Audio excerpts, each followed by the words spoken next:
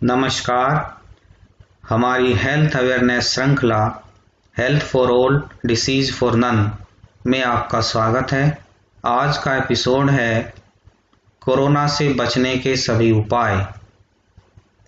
Corona का प्रकोप बहुत बढ़ जाने पर यह देखा गया कि ज़्यादातर लोग हॉस्पिटल बेड्स, दवाइयाँ, ऑक्सीजन और वेंटिलेटर आदि को लेकर बहुत चिंतित हो गए।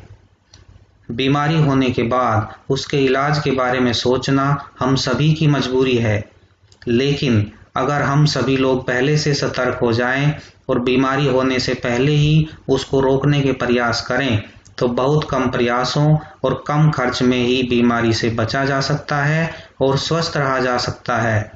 इसीलिए हम इस एपिसोड में कोरोना से बचाव के तरीकों के बारे में समझने का प्रयास करेंगे। आइए शुरू करते हैं।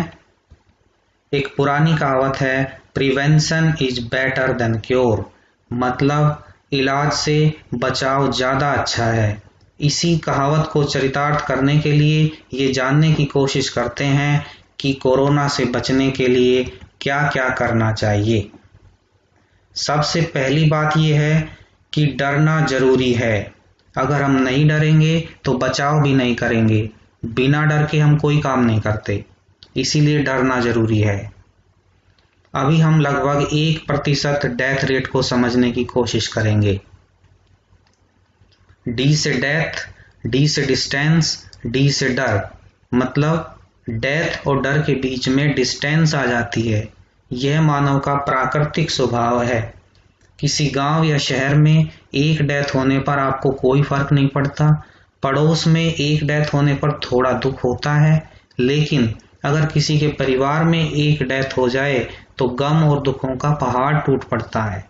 इससे यह स्पष्ट है कि डेथ जितनी ज़्यादा दूर होती है, हमारा डर उतना ही कम होता चला जाता है, और डेथ जितनी ज़्यादा पास होती है, हमारा डर उतना ही ज़्यादा होता चला जाता है।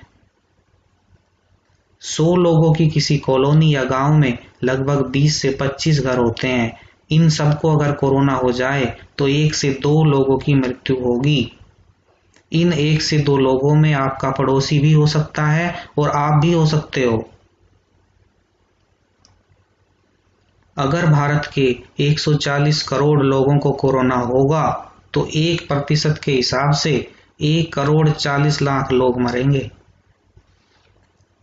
आइए जानते हैं कि कोरोना से बचने के लिए क्या क्या कर सकते हैं। सबसे ज़्यादा खास चीज़ है वैक्सीनेशन। अपना रजिस्ट्रेशन करवा लें और जब भी, जहां भी, जो भी वैक्सीन उपलब्ध हो लगवा लेनी चाहिए। सभी वैक्सीन्स प्रभावी हैं और कोरोना संक्रमण की संभावना को बहुत कम कर देती हैं, और अगर वैक्सीन लेने के बाद संक्रमण होता भी है तो खतरनाक नहीं होता। इसके बाद बात करते हैं कोविड एप्रोप्रिएट बिहेवियर की, अर्थात 2 गज की दूरी रखें, हाथों की सफाई और मास्क का प्रयोग करते रहें। आप लोग ये सब करते करते ऊब गए होंगे, लेकिन ये करना ही पड़ेगा। ऐसे काफ़ी लोग हैं जो मास्क लगाते तो हैं लेकिन नाक से नीचे, कुछ लोग मुंह से भी नीचे ठोड़ी पर मास्क लगाते हैं, और कुछ महानुभाव तो मास्क को उससे भी नीचे गले में डालकर घूमते हैं। अरे भाई, ये मास्क है, माला नहीं है। अभी मास्क पहनने का समय है, माला पहनने का नहीं। मेडिटेशन, प्राणायाम, योगासन और फिजिकल एक्सरसाइज को रेगुलरली अपनी दिनचर्या में शामिल करें। इससे शरीर और दिमाग दोनों स्वस्थ रहेंगे, स्ट्रेस कम होगा, मूड अच्छा रहेगा और इम्यूनिटी बढ़ेगी। पर्याप्त नींद और आराम अच्छे स्वास्थ्य के लिए बहुत जरूरी है।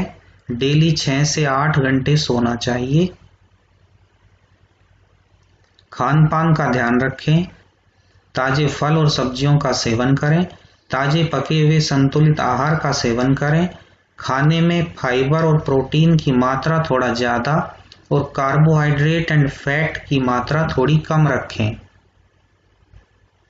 जिंक युक्त मल्टीविटामिन की 1 टैबलेट और विटामिन सी की 1 टैबलेट डेली ली जा सकती है।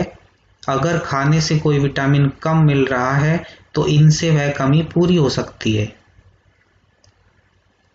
ज़्यादा से ज़्यादा पेय पदार्थों का सेवन करें। साफ पानी, नींबू पानी, नारियल पानी पीना चाहिए। तो ज़्यादा पेय पदार्थ लेने के चक्कर में अल्कोहल ना पिएं। अल्कोहल और स्मोकिंग से दूर रहें, इनसे इम्यूनिटी कम हो सकती है। दिन में एक बार गर्म पानी में नमक डालकर या क्लोरहेक्सिडिन या बीटाडीन से गार्गल्स करने से गले में सूदिंग इफेक्ट आता है और इन्फेक्शन भी कम हो सकता है। कोरोना के साथ साथ बाकी सभी बीमारियों से सतर्क रहें। अगर आपको कोई बीमारी है तो उसका उचित इलाज रेगुलरली लेते रहें।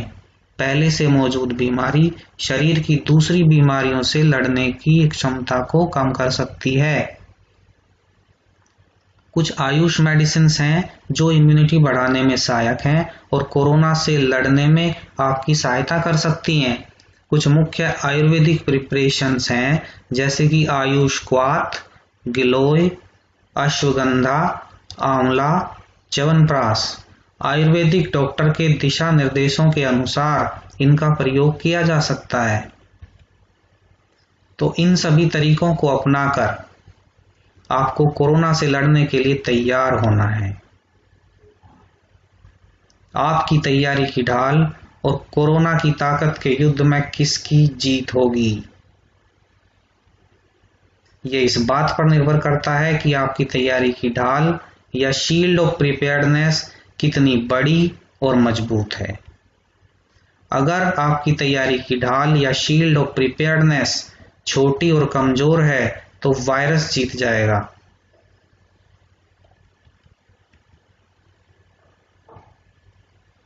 अगर आपकी तैयारी की ढाल या शील्ड ऑफ प्रिपेयर्डनेस बड़ी और मजबूत है तो आप जीत जाओगे।